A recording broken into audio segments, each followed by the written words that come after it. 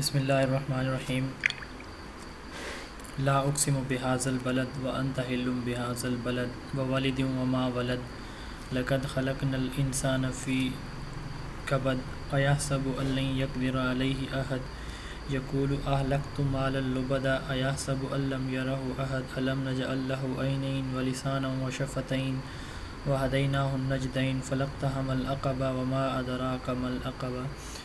ترجمہ ہے، شروع کرتا ہوں اللہ تعالیٰ کے نام سے جو بڑا مہربان نہایت رحم والا ہے۔ میں اس شہر کی قسم کھاتا ہوں اور آپ اس شہر میں مقیم ہیں، اور قسم ہے انسانی باپ اور اولاد کی، یقیناً ہم نے انسان کو بڑی مشقت میں پیدا کیا ہے۔ کیا یہ گمان کرتا ہے کہ یہ کسی کے بس میں ہی نہیں؟ کہتا پھرتا ہے کہ میں نے تو بہت کچھ مال خرچ کر ڈالا۔ کیا یوں سمجھتا ہے کہ کسی نے اسے دیکھا ہی نہیں؟ کیا ہم نے اس کی 2 آنکھیں نہیں بنائی اور زبان اور ہونٹ نہیں بنائے؟ ہم نے دکھا دیے اس کو دونوں راستے، سو اس سے نہ ہو سکا کہ گھاٹی میں داخل ہوتا، اور کیا سمجھتا کہ گھاٹی ہے کیا؟ صدق اللہ العظیم۔ حدیث مبارکہ ہے، نبی کریم صلی اللہ علیہ وآلہ وسلم نے فرمایا کہ جب کچھ لوگ محض اللہ تعالیٰ کی رضا جوئی کی خاطر اجتماعی طور پر اللہ تعالیٰ کا ذکر کرتے ہیں تو آسمان سے ایک منادی یعنی اعلان کرنے والا آواز دیتا ہے، کھڑے ہو جاؤ، تمہیں بخش دیا گیا، تمہارے گناہ نیکیوں میں بدل دیے گئے ہیں۔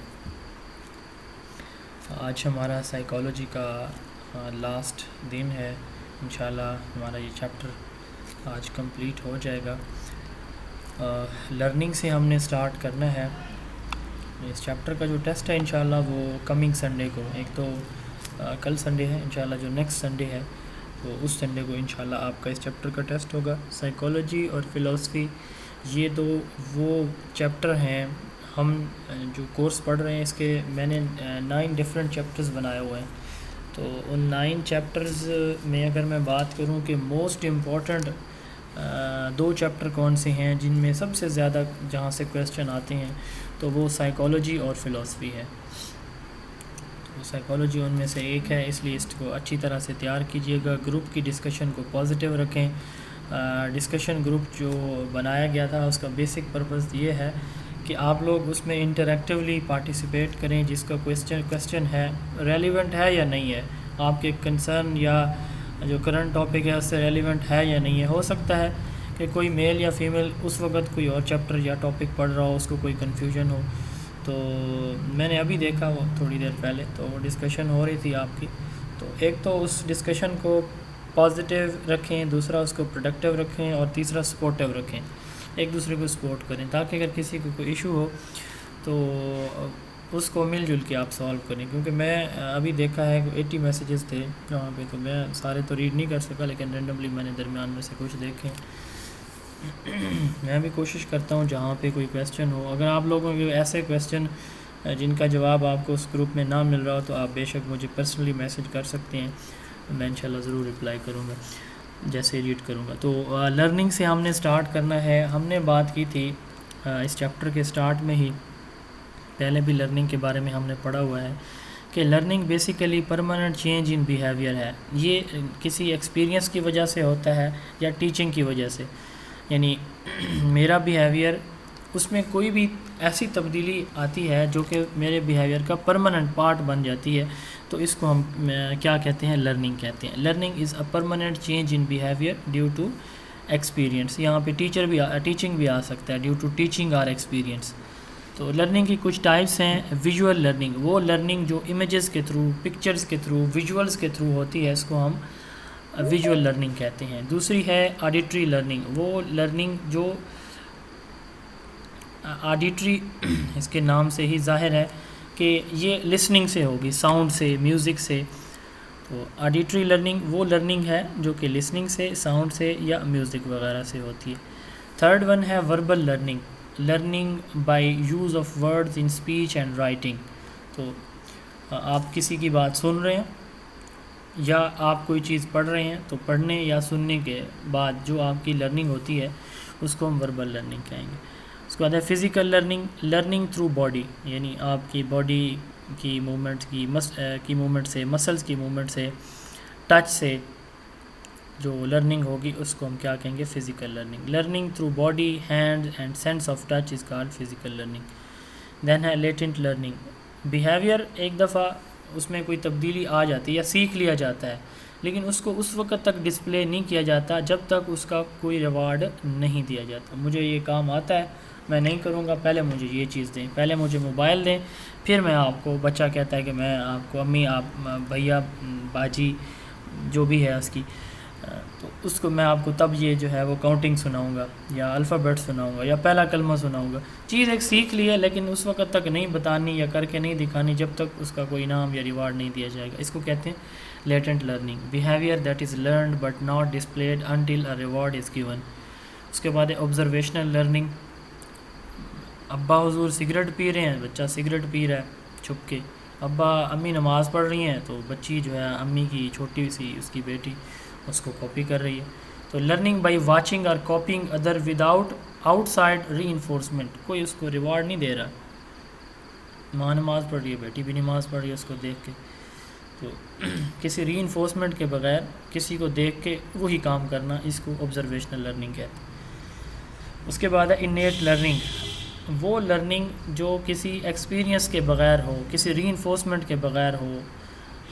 آپ یوں کہہ لیں کہ ہمیں کسی ریوارڈ کی ضرورت نہیں ہوتی، کسی پنشمنٹ کی ضرورت نہیں ہوتی، ہم خود سے کچھ کرنا چاہ رہے ہوتے ہیں، تو اس کو انیٹ لرننگ کہا جاتا ہے. Learning occurs and stored up even when there is no reinforcement. یہ اس وقت بھی ہوتی ہے جب کوئی ری انفورسمنٹ بھی نہیں ہوتی، یعنی کوئی ریوارڈ یا پنشمنٹ بھی نہیں ہوتی. Implicit learning and explicit learning. ایک دفعہ پوچھا گیا ہے یہ سوال کہ what is implicit learning and explicit learning. تو امپلیسٹ لرننگ وہ لرننگ ہے جو آپ کی کسی بھی ایفرٹس کے بغیر، یعنی آپ خود سے کچھ سیکھنا چاہ رہے ہیں، آپ اسکول جاتے ہیں، آپ مسجد جاتے ہیں، مدرسے جاتے ہیں، تو یہ اس میں آپ کی ایفرٹس لگ رہی ہیں. اور اگر ایسی لرننگ جہاں پہ آپ کانشیسلی کوئی ایفرٹس نہ آپ کی لگ رہی ہوں تو اس کو ہم کہتے ہیں امپلیسٹ لرننگ. مثلاً آپ جا رہے ہیں، آپ نے جاتے جاتے دیکھا کہ ایک بندہ جو ہے وہ سنیک کو پکڑ رہا ہے، تو کتنی مہارت سے جو ہے آپ گلی میں سے گزر رہے تھے تو آپ نے دیکھا کتنی مہارت سے ایک بندہ جو ہے وہ سنیک کی گردن کو پکڑ لیتا ہے، سنیک ہل بھی نہیں سکتا. تو یہ آپ کی ایک لرننگ ہو گئی ہے. کوئی آپ کا نہ پیسہ لگا، نہ آپ کی ایفرٹس لگی، نہ آپ کو ایڈمیشن کرانا پڑا، جاتے جاتے آپ نے ایک چیز دیکھی، نوٹ کر لی. اسی طرح ہم اکثر ہماری لرننگ ایسے ہی ہوتی ہے. یہ ہم لاہور تھے پچھلے 3 دن، تو پنجاب ایگزامینیشن کمیشن کے آفس میں ہم بیٹھے ہوئے تھے، تو وہاں پہ ہمارے ایک دوست ہیں ان کے روم میں، تو ایک پرنٹ نکلوانا تھا، ایک لیٹر تھا اس کا. تو میں نے کہا کہ آپ نا پرنٹ نکال کے دے دیں. تو وہ پرنٹ میرے ساتھ جو دوست تھے ان کے موبائل میں تھا، تو انہوں نے اسی وقت انہیں کہا کہ آپ نا اپنا واٹس ایپ اوپن کرو. انہوں نے واٹس ایپ اوپن کیا اور ان کا واٹس ایپ اکاؤنٹ وہیں سے اسکین کیا. تو ان کو نمبر سیو کرنے کی ضرورت ہی نہیں پڑی، نہ ان کو بتانے کی ضرورت پڑی، نہ ان کو بتانے کی ضرورت پڑی. مجھے اس چیز کا پہلے علم نہیں تھا کہ واٹس ایپ کے اس میں جا کے سیٹنگ میں جا کے ایسے اگر اس کا کوڈ اسکین کریں تو جس اکاؤنٹ پہ نیم ہے، واٹس ایپ اکاؤنٹ جس بندے کا ہے، جو نمبر اور نیم وہ جو اسکین کرے گا اس کے موبائل میں وہ نیم وغیرہ شو ہو جائے گا اکاؤنٹ. اب یہ چیز مجھے نہیں پتہ تھی، تو وہاں سے 2-3 سیکنڈ میں میں نے یہ چیز سیکھ لی. تو یہ امپلیسٹ لرننگ ہے. وہ لرننگ جہاں پہ آپ کوئی کانشیسلی ایفرٹ نہیں کرتے تو اس کو امپلیسٹ لرننگ کہا جاتا ہے. ایکسپلیسٹ لرننگ کیا ہے؟ میں اسکول جاتا ہوں، صبح اٹھتا ہوں، نہاتا ہوں، چینج کرتا ہوں، بیگ اٹھاتا ہوں، اسکول جاتا ہوں، وہاں پہ سارا دن وہاں تھکا ہارا کام ملتا ہے، گھر آ کے ہوم ورک کرتا ہوں، اس میں میری ایفرٹس لگ رہی ہیں، تو اس کو ایکسپلیسٹ لرننگ کہا جاتا ہے. Learning that happens with a conscious effort. اس کے بعد ہے PQ4R. PQ بیسیکلی کہا جاتا ہے پریویو کویسچن، اور آگے 4 R's جو ہیں وہ ہیں read, reflect, recite and review. PQ review, preview question, and جو 4 آگے R's ہیں وہ ہیں read, reflect, recite and review. Basically یہ جو PQ4R ہے یہ ایک ٹیکنیک ہے جو کہ اسٹوڈنٹ جن کو کوئی ریڈنگ میں کوئی ڈیفیکلٹیز ہوتی ہیں تو ان کو یہ ٹیکنیک جو ہے وہ ہیلپ آؤٹ کرتی ہے. اس کے 6 سٹیپس ہوتے ہیں: preview, question, read, reflect, recite and review. تو پہلے پریویو، ایک چیز جو ہے وہ جیسے ہم پرنٹ نکال رہے ہوتے ہیں، جو آپ میں سے جو لوگ جن کے پاس پرنٹر ہیں یا انہوں نے کبھی پرنٹ نکالنے سے پہلے کبھی کمانڈ دی ہو، تو وہاں پہ پریویو کا آپشن ہوتا ہے، یعنی ایک فائنل سٹیپ جو آپ لے رہے ہیں تو ایک دفعہ آپ اس پہ نظر ثانی کرتے ہیں، تو اس کو کہا جاتا ہے پریویو۔ پھر دین ہے کویسچنز، جو چیز آپ پڑھنے جا رہے ہیں وہ ہے کیا، ریڈ، آپ ریڈ کرتے ہیں۔ پھر ریفلیکشن، اس چیز کس چیز کے بارے میں ہے جو آپ نے ریڈنگ کی ہے، یہ کیا ہے، کس چیز کے بارے میں ہے۔ ریسائٹ، آپ اس کو آپ نے اس کو یاد کرنا ہے تو آپ اس کو بار بار پڑھتے ہیں۔ اور ریویو، پھر آپ ریویو کرتے ہیں کہ جو آپ نے پڑھا ہے آپ کو کتنا جو ہے وہ کلیئر ہوا۔ یہ سٹارٹ سے، پریویو سے آپ سٹارٹ کرتے ہیں، پھر کویسچن پہ، پھر ریڈ، ریفلیکٹ اور ریسائٹ، اس ریویو میں ساری چیزیں آ جاتی ہیں کہ آپ نے کیا پڑھا۔ پریویو میں جیسے میں نے بتایا کہ آپ دیکھتے ہیں کہ آپ کیا پڑھنے جا رہے ہیں۔ کویسچن، وہ جو پیراگراف ہے وہ کس چیز کے بارے میں ہے، ریڈ کرتے ہیں آپ۔ پھر ریفلیکٹ، کہ کیا نتیجہ نکالا آپ نے اس پیراگراف سے، اس ریڈنگ سے۔ ریسائٹ، آپ اس کو ریممبر کرتے ہیں، اور ریویو، آپ اس کو سارے یہ سٹیپس جو ہیں یہ دہراتے ہیں، تو اس کو کہتے ہیں PQ4R۔ اس طرح SQ3R بھی ہے، یہ بھی ریڈنگ کمپریہنشن میتھڈ ہے، جس میں ایک ریڈنگ اسائنمنٹ کو ہم چھوٹے چھوٹے پارٹس میں ڈیوائڈ کر لیتے ہیں اور ان کو پھر ہر حصے کو ہم ریڈ اور ریسائٹ کرتے ہیں۔ SQ3R میں S stand for survey and Q stand for question, اور تین جو R's ہیں وہ ہیں ریڈ، ریسائٹ اور ریویو۔ تو اس میں بھی ویسے ہی جیسے میں نے اوپر بتایا آپ کو، تو یہ MCQs میں پوچھا جاتا ہے۔ SQ3R میں S stand for, Q stand for, یا PQ4R میں Q یا P اسٹینڈ فار، تو یہ امتحان میں جو ہے وہ پوچھا جا سکتا ہے۔ یہ بیسیکلی دونوں ریڈنگ ٹیکنیکس ہیں۔ اس کے بعد ہے بیہیویئر۔ بیہیویئر ایک انڈیویجول کی پرفارمنس ہے، ایکشن ہے۔ جیسے ہم نے بیہیویئرزم میں بات کی تھی کہ انڈیویجول کا جو بیہیویئر ہے وہ آبزرویبل بھی ہو اور میئریبل بھی ہو، اور بیہیویئرسٹ یہ کہتے ہیں کہ یہ جو آبزرویبل اور میئریبل بیہیویئر ہے اس کی وجہ انوائرمنٹ ہوتی ہے۔ جیسے ہم نے کلاسیکل اور آپرنٹ کنڈیشننگ پڑھا، تو اس کی وجہ انوائرمنٹ ہوتی ہے، نہ کہ ہیریڈیٹی۔ تو behaviour is a action performed by an organism in conjunction with its environment. ایک انوائرمنٹ سے سٹیمولس آیا تو ایک انڈیویجول کا جو ریسپانس آتا ہے، تو یہ بیسیکلی اس کا بیہیویئر ہوتا ہے۔ ایکشن پرفارمڈ بائی آرگنزم، کسی بھی انڈیویجول کی جو پرفارمنس ہے کسی بھی سچویشن میں اپنے انوائرمنٹ کے ساتھ کنجنکشن میں، تو اس کو ہم بیہیویئر کہتے ہیں۔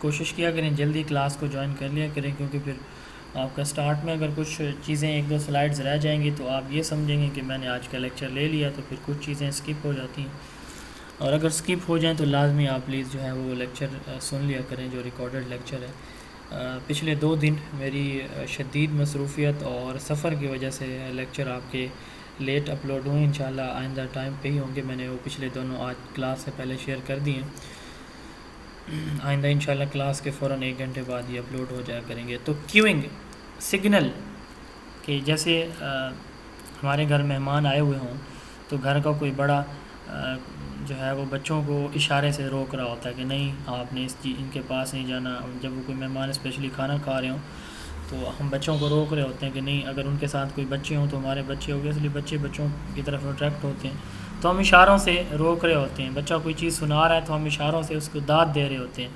تو queuing basically use of signal to indicate that a certain behavior is desired or that a certain behavior should stop۔ کہ یہ ویری گڈ، بہت اچھی، آگے سنائیں آپ، ویری گڈ، سر ہلاتے ہیں ہم، آنکھوں سے اشارہ کرتے ہیں، تھمب اپ کرتے ہیں، تو یہ بیسیکلی queuing ہے۔ اسی طرح ایک بچہ جو ہے وہ کوئی غلط حرکتیں کر رہا ہے تو ہم سر سے جو ہے اپنی گردن ہلاتے ہیں، ہاتھ سے اشارہ کرتے ہیں، آنکھوں سے ہم جو ہے اشارہ کرتے ہیں کہ نہیں یہ نہ کرو، تو یہ queuing ہے، یوز آف سگنل کو استعمال کر کے کسی بیہیویئر کو انکریز یا ڈیکریز کرنا۔ اس کے بعد ہے انکمپیٹیبل بیہیویئر، جب 2 یا 2 سے زیادہ بیہیویئر ایٹ اے ٹائم ہم نہ سیکھ یا انڈرسٹینڈ کر سکیں، سمجھ سکیں یا پرفارم نہ کر سکیں، تو اس کو انکمپیٹیبل بیہیویئر کہا جاتا ہے۔ 2 or more behavior that cannot be performed simultaneously at one time, it is called incompatible behavior۔ Response cost system، punishment in which desired things of students are removed if he or she behaves undesirable way۔ ایک والدہ نے بچے کو اپنے بیٹے کو tab دیا کہ آپ اس پہ گیم کھیل لیں. اب وہ بچہ گیم کھیل رہا ہے لیکن وہ نہ کھانا ٹائم پہ کھاتا ہے، نہ اس نے ہوم ورک کیا ہے. اب اس کی والدہ سے کہتے ٹھیک ہے آپ ہوم ورک نہیں کرتے، کھانا ٹائم پہ نہیں کھاتے، آپ جو ہے باہر اکیلے کھیلنے چلے جاتے ہیں بغیر بتائے پوچھے، تو ٹھیک ہے ایسے ہے تو ایسے اب آپ کو ٹیبلٹ رات کو نہیں ملے گا. تو پنشمنٹ ان وچ ڈیزائر تھنگ. اب بچہ جو ہے اس کے بغیر ہو سکتا ہے اس کا عادی ہے تو اس کے بغیر نہیں رہ سکتا، وہ اس کی ایک ڈیزائر ہے، ایک قسم کی ہیبٹ ہے، ایڈکشن ہے. تو جب یہ ریموو کی جائے گی تو پھر بچہ اوبویسلی جو ہے وہ کوشش کرے گا کہ مجھے وہ چیز واپس مل جائے، اس لیے وہ اپنے آپ کو درست کر لے گا. اس کے بعد ہے پلاننگ اگنورنگ. ایک بچہ بدتمیز ہے، وہ بدتمیزی کرتا ہے ٹیچر کے ساتھ، اس کو ڈسٹرب کر رہا ہے، تو ٹیچر اس کو جان بوجھ کے کلاس کے اندر اگنور کرتا ہے، تو اس کو پلاننگ اگنورنگ کہا جاتا ہے. یعنی جان بوجھ کے ایک بچے کو، ایک اسٹوڈنٹ کو ٹیچر کا اگنور کرنا پلاننگ اگنورنگ کہلاتا ہے. Biological bases of behaviour. جو ہمارا بیہیویئر ہے اس کی بایولوجیکل بیسز، یعنی ہمارا جو برین ہے، اسپائنل کارڈ ہے، اور اسی طرح ہمارا جو غدود ہوتے ہیں، گلینڈز ہوتے ہیں، یہ کیسے ہماری باڈی کو کنٹرول کرتے ہیں. موٹر سائیکل ہے ہمارے ہاں، آپ میں سے اکثر لوگ جو ہے وہ یوز کرتے ہوں گے، جو میل ہیں. فیمیل میں سے ہو سکتا ہے آپ میں سے کوئی جو ہے وہ گاڑی بھی ڈرائیو کر لیتی ہوں. اسی طرح جتنے بھی سسٹم ہوتے ہیں، ہر سسٹم کا کوئی نہ کوئی ہیڈ ہوتا ہے جو اس کو چلا رہا ہوتا ہے. اگر وہ صحیح طرح سے کام نہیں کرتا تو کوئی بھی سسٹم کام نہیں کرتا. مثلا ہم جو اس کا وہ میٹر سا ہوتا ہے، سوئچ جہاں پہ ساتھ لگا ہوتا ہے موٹر بائک کا، ہم صرف ایک چابی سے اس کو آف کرتے ہیں. ساری دنیا کی آپ طاقتیں لگا لیں، اگر وہ سوئچ آف ہے تو موٹر سائیکل نہیں چلے گا کبھی بھی. ٹھیک ہے، تو اسی طرح ہماری باڈی کے اندر ہمارا جو ہیڈ ہے یہ ہمارا سوئچ ہے. یہ ساری کی ساری ایموشنز کو، سارے کے سارے ہمارے بیہیویئر کو ہمارا جو برین ہے یہ کنٹرول کر رہا ہوتا ہے کہ کس سچویشن میں کیسا رسپانس دینا ہے، کتنا کوئکلی دینا ہے، نہیں دینا. ڈپریشن، اگریشن، ایکسائٹمنٹ، پلیجر، یہ ساری کی ساری چیزیں ہم اکثر کہتے ہیں کہ اس نے دل کی آواز سنی ہے، وہ اسے دل سے اچھا لگتا ہے. بیسیکلی جو کانسیپٹ ہے کہ یہ ساری چیزیں ہمارے دل کی آنکھ سے آپ دیکھیں، اپنے دل سے پوچھیں کہ میں جو ہے وغیرہ وغیرہ، تو دل کی آنکھ سے دیکھیں. نہیں، ایسے نہیں ہوتا، بلکہ دماغ کی ہی آنکھیں ہوتی ہیں، دل کی آنکھیں نہیں ہوتی. تو جو کچھ یہ ہماری فیلنگز ہوتی ہیں، ایکسائٹمنٹ ہوتی ہیں، ساری کی ساری ہمارا دماغ کنٹرول کر رہا ہوتا ہے. نروس سسٹم ہمارا ایک مکمل سسٹم ہے جو کہ ہماری پوری کی پوری باڈی کو کنٹرول کرتا ہے. یہ نروس سسٹم ہمارا دو حصوں پہ مشتمل ہوتا ہے. ایک حصہ ہوتا ہے برین اینڈ دوسرا حصہ ہوتا ہے ہمارا اسپائنل کارڈ. جو برین ہے اس کے بارے میں ہم سب اچھی طرح سے جانتے ہیں کہ واٹ از برین. ہمارے جو دماغ ہوتا ہے اس کو برین کہا جاتا ہے. اس کے 3 حصے ہوتے ہیں، four brain, mid brain and hind brain. تو فور برین یہ دماغ کا سب سے بڑا حصہ ہوتا ہے، اور جو مڈ برین ہے یہ ہمارے دماغ کا مڈ برین یہ دماغ کا سب سے چھوٹا حصہ ہوتا ہے. تو میں آپ کو ایک پکچر ادھر سے دکھاتا ہوں، اس کی برین کی اور اسپائنل کارڈ کی، پھر ہم انشاءاللہ واپس آتے ہیں ادھر سلائڈس پہ.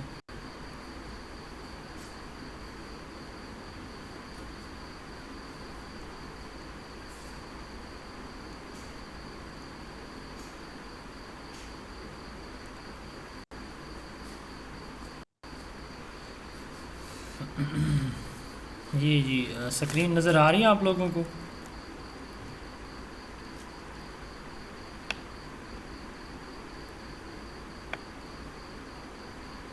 جی یہ نیو سکرین نظر آ رہی ہے آپ لوگوں کو؟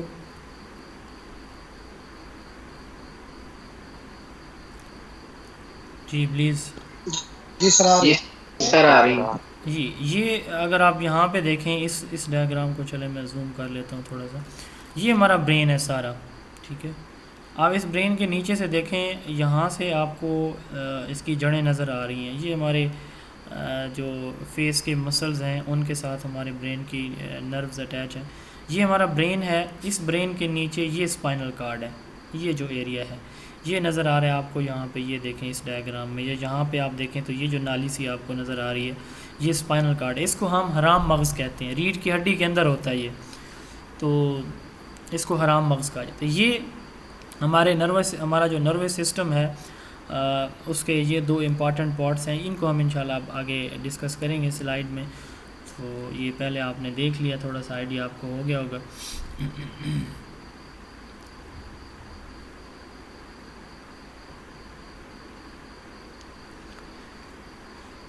جی، تو ہمارا جو نروس سسٹم ہے یہ مشتمل ہوتا ہے نیورونز پہ۔ نیورونز کی جو شکل ہے یہ آپ کو یہاں ساتھ نظر آ رہی ہے۔ تقریباً ہمارا جو باڈی میں 10 بلین کہا جاتا ہے کہ آلموسٹ یہ جو ہے وہ نیورونز اس میں شامل ہوتے ہیں۔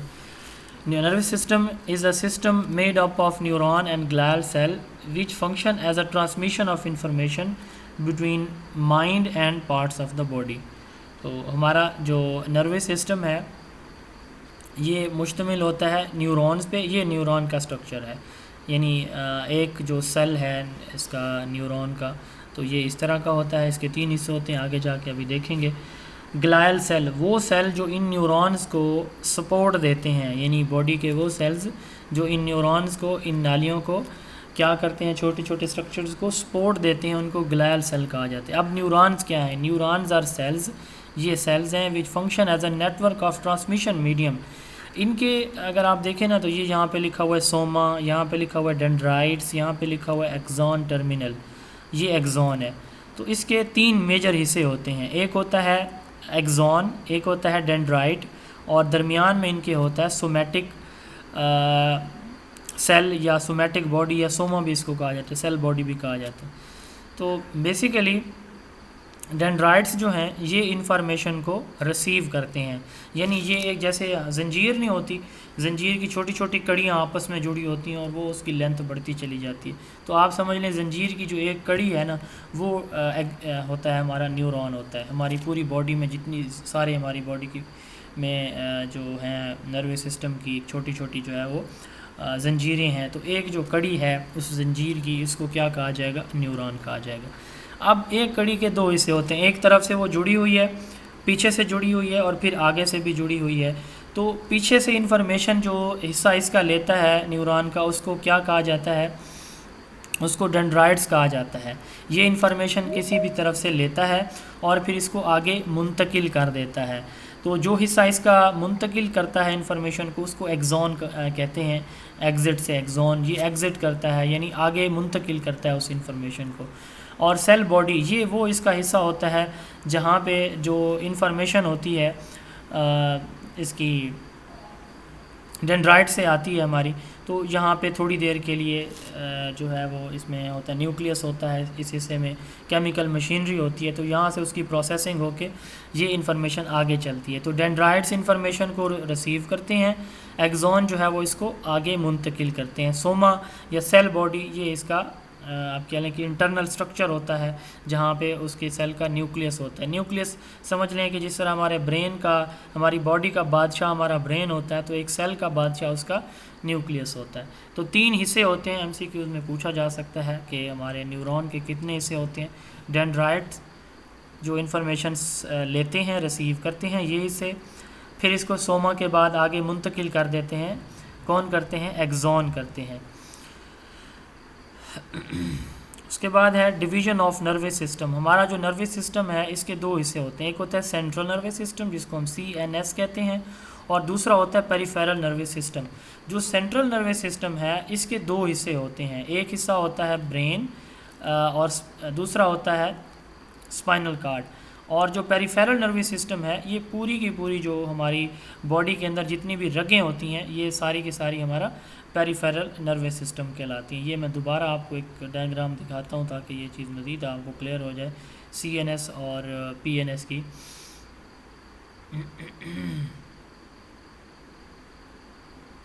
یہاں پہ اگر آپ دیکھیں یہ ڈائیگرام، اب یہ ہمارا برین ہے، یہ اسپائنل کارڈ ہے یہاں تک۔ اس کے بعد آپ یہ دیکھیں آپ کو ساری رگیں جال نظر آ رہا ہے، یہ پوری کی پوری باڈی میں یہ ہمارے دماغ کی جیسے ہمارے بلڈ کی آرٹریز اور وینز پوری باڈی میں پھیلی ہوتی ہیں. اسی طرح دماغ کی رگیں بھی پوری کی پوری باڈی میں پھیلی ہوتی ہیں. ان کو ہم کیا کہتے ہیں؟ پیریفیرل نروس سسٹم کہتے ہیں. یہ برین اور اسپائنل کارڈ، یہ جو حصے ہیں دو، یہ برین ہے، یہ اسپائنل کارڈ ہے، ان کو ہم کہتے ہیں سینٹرل نروس سسٹم. سینٹرل کیوں کہتے ہیں ان کو؟ کہ سینٹرل کہا جاتا ہے مرکزی کو، اور پیریفیرل کہا جاتا ہے جو دائیں بائیں ہو، سائڈوں پہ ہو، کناروں پہ ہو. تو اس لیے اس کو سینٹرل نروس سسٹم کہا جاتا ہے، کیونکہ ساری کی ساری انفارمیشن پوری کی پوری باڈی سے یہاں پہ آتی ہے اور پھر یہیں سے پھر پوری باڈی کی طرف جاتی ہے. تو یہ مرکز ہے ساری انفارمیشن کے آنے کا اور پھر باڈی میں جانے کا. اس لیے برین اور اسپائنل کارڈ کو سینٹرل نروس سسٹم کہا جاتا ہے. اور جو باقی پیریفیرل نروس سسٹم ہے، اس میں آپ دیکھیں یہ سائڈوں پہ یا اس سے ہٹ کے ہے پوری باڈی کے اندر، کناروں پہ پوری باڈی میں پھیلا ہوا یہ نیٹ ورک ہے، اس کو پیریفیرل نروس سسٹم کہا جاتا ہے. تو یہ سینٹرل اور پیریفیرل نروس سسٹم، دو سسٹم ہمارے مل کے کلیکٹیولی کیا بناتے ہیں؟ ہمارا نروس سسٹم بناتے ہیں. اب جو ہمارا پیریفیرل نروس سسٹم ہے، یہ اس کے دو حصے ہوتے ہیں، مزید دو کلاسز ہیں پیریفیرل نروس سسٹم کی. ایک ہوتا ہے سومیٹک نروس سسٹم اور دوسرا ہوتا ہے autonomic nervous system. Somatic nervous system وہ سسٹم ہے جو ہمارے کانشیس کنٹرول میں ہوتا ہے، یعنی جو میرے ہاتھ کی حرکت، میری آنکھوں کی حرکت، میری گردن کی حرکت، میری ٹانگوں کی حرکت، یہ میرے کنٹرول میں ہے. میں جب چاہتا ہوں ان کو جس طرح سے موو کرنا میں کر سکتا ہوں. لیکن میں اگر چاہوں کہ میں اپنی ہارٹ بیٹ کو بڑھا دوں، ایسے بیٹھے بیٹھے نہیں بڑھا سکتا. اسی طرح میرے جو لنگز کام کر رہے ہیں، کڈنی کام کر رہا ہے، برین کام کر رہا ہے، تو یہ سارے کے سارے آٹونومک نروس سسٹم ہے، وہ میرے کنٹرول میں نہیں ہے. نو ڈاؤٹ میرا برین ان کو کنٹرول کر رہا ہے، لیکن میرا اختیار ان کے اوپر نہیں ہے. Somatic nervous system which is under conscious control of an individual, while autonomic nervous system which is not under the conscious control of an individual. تو یہ ان کے آگے ڈویژن ہے سینٹرل اور پیریفیرل نروس سسٹم، اور ان کی سومیٹک اور autonomic nervous system, پیریفیرل nervous system کی. اب جو آٹونومک نروس سسٹم ہے، اس کے بھی مزید دو حصے ہیں، یعنی جو آٹونومک نروس سسٹم ہے اس کے دو ہیں. یہ ہم نے پہلے پڑھے تھے، سمپیتھیٹک نروس سسٹم اور پیرا سمپیتھیٹک نروس سسٹم. اس کو سنیک کو دیکھ کے جو ہے وہ بھاگ جانا، چیخ مارنا، دور چلے جانا، اس سے پھر کیا ہوتا ہے کہ باڈی کا جو ہارٹ بیٹ ہے، بریدنگ ریٹ ہے، اسی طرح سویٹ گلینڈز یہ ایکٹیو ہو جاتے ہیں، تو باڈی حرکت میں آ جاتی ہے. سمپیتھیٹک نروس سسٹم پریپیئر کرتا ہے ایک انڈیویجول کو ایکشن کے لیے، جسم کے بال کھڑے ہو جاتے ہیں، جس کو ہم رونگٹے کھڑے ہو جانا کہتے ہیں. تو دوسرا ہوتا ہے پیرا سمپیتھیٹک نروس. جب وہ ٹینشن، وہ ایونٹ، وہ موقع ختم ہو جاتا ہے، تو آہستہ آہستہ ہماری باڈی کو نارمل یا بیلنس کنڈیشن میں، ایکویلیبریم کی حالت میں واپس لے کر آتا ہے، یعنی کول ڈاؤن کرتا ہے ہماری باڈی کو. آہستہ آہستہ بریدنگ ریٹ بھی کم ہو جائے گا، بلڈ جو فلو ہے یا ہارٹ بیٹ ہے وہ بھی کم ہو جائے گی، سویٹ گلینڈز بھی آہستہ آہستہ جو ہے وہ نارمل ہو جائیں گے. تو یہ پیرا سمپیتھیٹک نروس سسٹم ہے. میں یہ ریپیٹ کر دیتا ہوں، ہم نے بات کی ہے اس سلائیڈ میں نروس سسٹم کی، کہ ہمارا نروس سسٹم دو چیزوں سے مل کے بنا ہوتا ہے. میں اب بات کر رہا ہوں پورے نروس سسٹم کی. پہلا ان کا حصہ ہوتا ہے نیورون اور دوسرا ہوتا ہے گلائل سیل. نیورون کا کام کیا ہوتا ہے؟ ان کا کام ہوتا ہے transmission of information from one cell to another cell اور from one part of the body to another part of the body. یعنی یہ دماغ اور جسم کے درمیان جو انفارمیشن ہے ان کی ترسیل کا کام کرتے ہیں نیورونز. جبکہ جو گلائل سیل ہیں یہ ہمارے ان نیورونز کو جو کہ میسنجر ہوتے ہیں ہمارے، ان کو سپورٹ کر رہے ہوتے ہیں. تو glial cells provide support to neurons, جبکہ نیورونز جو ہے یہ نیورون سیلز ہوتے ہیں جو کہ ٹرانسمیشن میڈیم کا کام کرتے ہیں. ان کا کام ریسیو کرنا انفارمیشن کو، انٹیگریٹ کرنا، اکٹھا کرنا، پھر ٹرانسفر کرنا. ان کے تین حصے ہوتے ہیں. ڈینڈرائٹس یہ انفارمیشن کو ایک جگہ سے لیتے ہیں، ایگزون اس انفارمیشن کو جو ڈینڈرائٹس کے پاس آ جاتی ہے آگے بھیجتے ہیں. ان کی جو آپ کہہ لیں کہ باڈی ہے اس کو کیا کہا جاتا ہے؟ سوما یا سیل باڈی کہا جاتا ہے، جس میں نیوکلیس یا کیمیکل مشینری ہوتی ہے. اس کے بعد جو ہمارا نروس سسٹم ہے، ایگزون ٹرمینل کیا ہوتا ہے سر؟ ایگزون ٹرمینل یہ اگلی سلائیڈ میں ہم ان کو ڈسکس کرتے ہیں. آگے ہم نے سائنیپس پڑھنا ہے نا.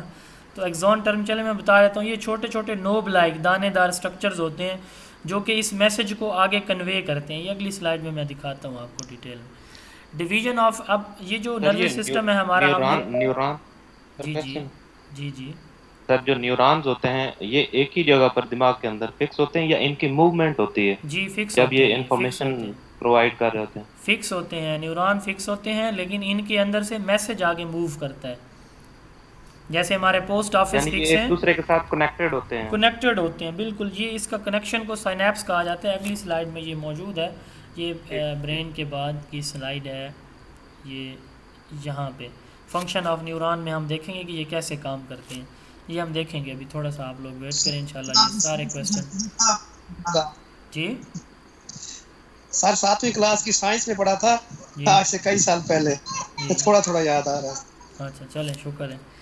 تو نیوران نروس سسٹم کی ہم بات کر رہے تھے کہ یہ دو چیزوں سے مل کے بنے ہوتے ہیں، نیوران اینڈ گلیال سیل. یہ تھوڑا سا مشکل چیزیں ہیں، رٹے والی ہیں، تو اس لیے میں کوشش کر رہا ہوں کہ آپ کو تھوڑا سا پکچر سے اور ایکسپلینیشن سے آئیڈیا ہو جائے.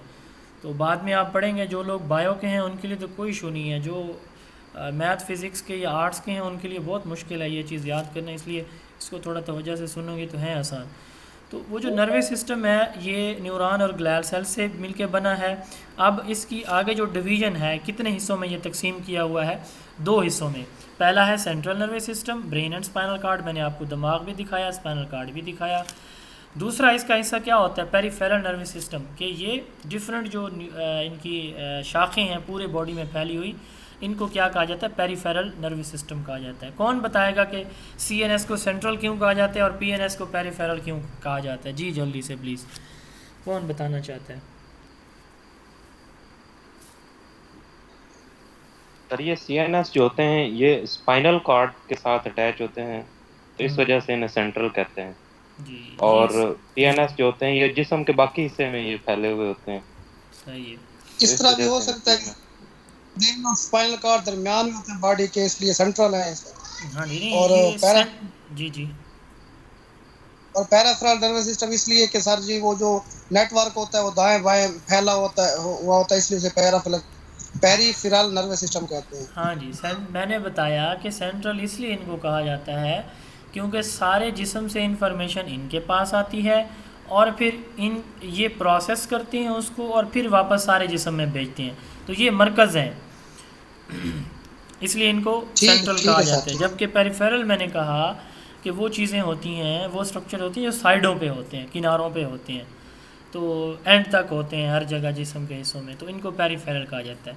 تو یہ جو نالیاں باقی نیورونز کی ہوتی ہیں جو پورے جسم میں پھیلی ہوتی ہیں، دماغ سے یہ بھی جڑی اسی دماغ کے ساتھ یا اسپائنل کارڈ سے ہوتی ہیں، لیکن پورے جسم میں پھیلی ہوتی ہیں. تو سومیٹک نروس سسٹم یہ ہمارے کنٹرول میں ہوتا ہے، جیسے ہماری مسلز کی موومنٹ ہے یا سینسری پرسیپشنز ہے، ریسیپشنز ہیں، ریسیپٹرز ہیں ہماری. جو آٹونومک نروس سسٹم ہے یہ ہمارے کنٹرول میں نہیں ہوتا. اس کے 2 حصے ہوتے ہیں مزید. سمپیتھیٹک، یہ ہمیں کسی بھی ایکشن کے لیے تیار کرتا ہے، اور پیرا سمپیتھیٹک اس ایکشن کے بعد ہمیں واپس اپنی اسی کول اینڈ کام کنڈیشن میں واپس لے کر آتا ہے. یہ تو ہو گیا نروس سسٹم. ایک اور ہوتا ہے اینڈوکرائن سسٹم، غدود. یہ آپ نے نام سنا ہوگا ایک کینسر کی بیماری کا. تو اس میں ہم دیکھتے ہیں کہ جو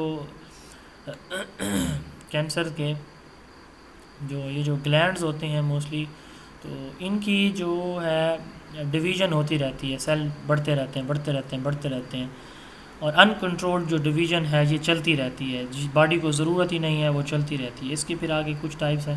بہرحال گلینڈز جو ہے غدود جسے ہم کہتے ہیں اپنی زبان میں، یہ تھوڑے تھوڑے ڈراپس کی شکل میں کیمیکل سیکریٹ کرتے ہیں، خارج کرتے ہیں، جو کہ ہماری باڈی کو ویڈیو جی وہ آف کر دیں سر. جی یہ میں مصباح کا سر کیمرہ آن ہے سر، انہیں کیا آف کر دیں سر. اچھا چلیے مصباح اپنا کیمرہ آف کر دیں. تو مصباح آپ تک آواز پہنچ رہی ہے تو اپنا کیمرہ پلیز آف کر دیں. جی تو جیسے آپ نے سنا ہوگا انسولین کا نام. یہ جو ہمارے ڈائبٹیز کے پیشنٹ ہوتے ہیں، شوگر کے، تو انسولین بیسیکلی ایک ہارمون ہے. یہ اینڈوکرائن سسٹم ہارمونز کا ایک سسٹم ہے جو کیمیکل ریلیز کرتے ہیں. جیسے ہمارا جو جگر ہے وہ بائل جو ہے وہ پینکریاز، اسی طرح جگر جو ہے وہ بھی ایک جوس خارج کرتا ہے ہمارے معدے کے اندر، جس سے ہمارا ہاضمہ ہوتا ہے. تو یہ جو اینڈوکرائن سسٹم ہے بیسیکلی یہ کیمیکلز کا سسٹم ہے جو کیمیکل ریلیز کرتے ہیں، اور وہ کیمیکل ہماری باڈی کو کنٹرول کرنے میں یا مینیج کرنے میں ان کا بڑا کی رول ہوتا ہے. Endocrine system is a consist of glands that secrete hormones which are chemical involved in regulation of body process. For example, insulin اگر ہماری باڈی میں کم ہو جائے تو شوگر لیول بڑھ جاتا ہے. اسی طرح جو گلوکاگون ایک ہارمون ہے، اگر وہ ہماری باڈی کے اندر بڑھ جائے تو ہماری باڈی کے اندر شوگر لیول کم ہو جاتا ہے، جس کی وجہ سے پھر کیا ہوتا ہے کہ ہم سنتے ہیں اکثر کہ اس کا شوگر لیول ڈراپ ہوا اور اس کی ڈیتھ ہو گئی، شوگر لیول بہت ہائی ہوا اور ڈیتھ ہو گئی. تو انسولین اور گلوکاگون یہ دو ہارمونز ہیں جو کہ ہماری باڈی کے اندر شوگر لیول کو کنٹرول کرتے ہیں. اگر انسولین کم ہے تو شوگر بڑھے گی، گلوکاگون زیادہ ہے تو شوگر کا لیول بہت کم ہو جائے گا، جس سے جو ہے چکر آئیں گے، بندہ گر جائے گا، بے ہوش ہو جائے گا ایٹسیٹرا. تو اینڈوکرائن سسٹم گلینڈز ہوتے ہیں جو کہ ہارمونز کو ریلیز کرتے ہیں. اب ہم آتے ہیں سینٹرل نروس سسٹم کے پہلے پارٹ. ہم نے نروس سسٹم کی بات کی، اس میں ہم نے کہا کہ دو اس کے ڈویژن ہے، سینٹرل اور پیریفیرل. جو سینٹرل ہے اس کے دو حصے ہیں، برین اینڈ اسپائنل کارڈ. تو برین چونکہ بہت امپورٹنٹ ہے اس لیے ہم اس کو بریفلی ڈسکس کریں گے. مور دین 100 بلین جو نروز ہیں یہ یعنی نیورونز پہ مشتمل ہوتا ہے، جو کہ کمیونیکیٹ کرتے ہیں آپس میں. ٹریلینز ان کے کنیکشن ہوتے ہیں. اب 100 بلینز ہیں، ہر ایک کے دوسرے کے ساتھ جو ہے وہ دوسرے ہر ایک نرو یا نیورون دوسرے کے ساتھ کنیکٹڈ ہے. تو ان کے ٹریلینز میں آگے کنیکشن ہے، سائنیپس جن کو کہا جاتا ہے. یہ برین ہمارا وہ 3 حصوں پہ ڈیوائڈ ہے، fore mid and hind brain. جو فور برین ہے، یہ جو حصہ ہے برین کا ہمارا، یہ جو پنک کلر میں آپ کو نظر آ رہا ہے، یہ فور برین ہے. یہ گرین کلر والا یہ مڈ برین ہے، اور یہ ہائنڈ برین آپ کو یلو کلر کا نظر آ رہا ہے. نیچے یہ جو ہے اسپائنل کارڈ ہوتا ہے. تو فور برین لارجسٹ پارٹ ہے، نظر بھی جیسے ہمیں آ رہا ہے کہ فور برین ہماری برین کا سب سے بڑا حصہ ہے. اور مڈ برین یہ ہمارے جو برین ہے اس کا چھوٹا حصہ ہوتا ہے، اور ہائنڈ برین یہ مڈ برین سے بڑا اور فور سے چھوٹا ہوتا ہے. تو largest part of the brain consist of cerebrum, thalamus and hypothalamus. یہ جو ہمارا فور برین ہے اس کے 3 حصے ہوتے ہیں. سب سے پہلا حصہ اس کا سیریبرم ہے، پھر تھیلیمس ہے، اور پھر ہائپوتھیلیمس ہے. اس کی جو آؤٹر لیئر ہوتی ہے، یہ جو باہر والی لیئر ہے، یہ والی، یہ جو بلیک آپ کو نظر آ رہی ہے، اس کو سیریبرل کارٹیکس کہا جاتا ہے. اور اس کے 2 حصے ہوتے ہیں، یہ ایک حصہ رائٹ پہ ہوگا، دوسرا لیفٹ پہ. تو رائٹ والے کو رائٹ ہیمیسفیئر، جبکہ لیفٹ والے کو لیفٹ ہیمیسفیئر کہا جاتا ہے. اور یہ جو ہیمیسفیئر ہیں 2 حصے ہیں اس کے، یہ آپ کو گرین سا ایک اور سٹرکچر نظر آ رہا ہے یہاں پہ. تو یہ اس حصے، اس ساخت کے ذریعے سے جڑے ہوتے ہیں جس کو ہم کارپس کولیسم کہتے ہیں. اچھا، اور ایک مزے کی بات یہ ہے کہ ہماری جو باڈی کا دایاں حصہ ہے اس کو ہماری دماغ کا بایاں حصہ کنٹرول کرتا ہے، اور فور برین کا. اور اسی طرح جو ہمارے دماغ کا دایاں حصہ ہے یہ ہماری باڈی کے اس حصے کو یعنی بائیں حصے کو کنٹرول کرتا ہے. And consist of cerebral hemisphere which account for 2/3 of the brain total mass. یعنی یہ برین کے 2/3، اگر برین کے ہم 3 حصے کریں تو 2 حصوں پہ یہ ہمارا سیریبرل ہیمیسفیئر جو ہے یہ جو فور برین ہے یہ مشتمل ہوتا ہے. Each cerebral hemisphere can be sub divided into 4 lobes. ہر سیریبرل کے ہیمیسفیئر کے کتنی لوبز ہوتی ہیں؟ 4 لوبز ہیں. سب سے پہلے فرنٹل لوب ہے، یہ جو لوب ہے سامنے سے بالکل ماتھے کے پیچھے سے، تو یہ فرنٹل لوب ہے. پھر یہ جو ہے وہ پیریٹل لوب ہے فرنٹل کی بیک سائڈ پہ، اور اس کی بیک سائڈ پہ بالکل ہماری جو ریڑھ کی ہڈی ہے اس کے اوپر کر کے آکسیپیٹل لوب ہے. اور آکسیپیٹل لوب کے سامنے یعنی ہمارے کانوں کے بیچ میں ٹیمپورل لوب ہوتی ہے. تو یہ اس کی 4 لوبز ہیں. فرنٹل لوب اس کا کام کیا ہوتا ہے یہ بلکہ پڑھ لیتے ہیں آگے. Each pair has 1 lobe on the left side and اندر لوب آن دا رائٹ. یعنی یہ جتنی لوبز ہیں، جیسے یہ رائٹ ہیمیسفیئر ہے، لیفٹ ہیمیسفیئر ہے، یہ تو اوور آل ہم فور برین کے 2 حصوں کی بات کر رہے ہیں کہ 2 اس کے ہیمیسفیئر ہیں. اسی طرح یہ جتنی لوبز ہیں تو ہر جو لوب ہے، جو 4 لوبز ہیں، یہ دونوں سائڈوں پہ ہوتی ہیں، frontal, پیریٹل، occipital and temporal lobe. تو Each pair has one lobe on the right side and other on left side. Right hemisphere control the left side of the body and left hemisphere control the right side of the body. Two hemispheres are connected via corpus callosum. یہ corpus callosum ہے. اب ہم بات کرتے ہیں ان frontal lobes کی. سب سے پہلے جو فرنٹل لوب ہے سامنے والا ماتھے کے پیچھے سے, personality, behaviour, emotion, judgment, planning, speech, speaking, writing, body movement, intelligence, concentration اور سیلف اویئرنیس, یہ جو چیزیں ہیں ہماری باڈی کے ڈفرینٹ فنکشنز ہیں, یہ کنٹرول کرتا ہے فور برین کی فرنٹل لوب. دوسری ہے پیریٹل لوب, یہ لینگویج کو, ورڈز کو, ٹچ کو, پین کو, ٹمپریچر کو, اسپیشل اینڈ ویژول پرسیپشن کو, یہ پیریٹل لوب کنٹرول کرتی ہے. اس کے بعد ہے آکسیپیٹل لوب, یہ ویژن میں انوالو ہوتی ہے. آکسیپیٹل دیکھنے میں, یعنی کلرز میں, اسی طرح ڈارکنیس میں, اندھیرے میں, روشنی میں, یہ ان کو کنٹرول کرتی ہے آکسیپیٹل لوب. ٹیمپورل یہ ٹیمپنم ہمارے جو کان ہے اس کی ایک ہڈی ہوتی ہے, اس سے اس کا نام رکھا. آکسیپیٹل آنکھوں سے ہے, یہ دیکھنے سے ریلیٹڈ ہے. اور ٹیمپورل ٹیمپنم سے یاد رکھیے گا, ایک ہماری ہڈی ہوتی ہے, تو اس سے اس کا نام رکھا گیا کان کی ہڈی. Temporal lobe understanding, language, memory and hearing. تو یہ اس کی چار لوبز ہوتی ہیں, frontal, پیریٹل, occipital and temporal lobe. اب فور برین کے جو تین پارٹس ہیں ان میں تھیلیمس ہے, ہائپوتھیلیمس ہے اور سیریبرم ہم نے پہلے ڈسکس کر چکے ہیں اس کو ان ڈیٹیل میں. اب ہم تھیلمس اور ہائپوتھیلمس کو ڈسکرائب کریں گے. تھیلمس ریلے سینٹر کے طور پر کام کرتا ہے. ریلے سینٹر کس کو کہتے ہیں؟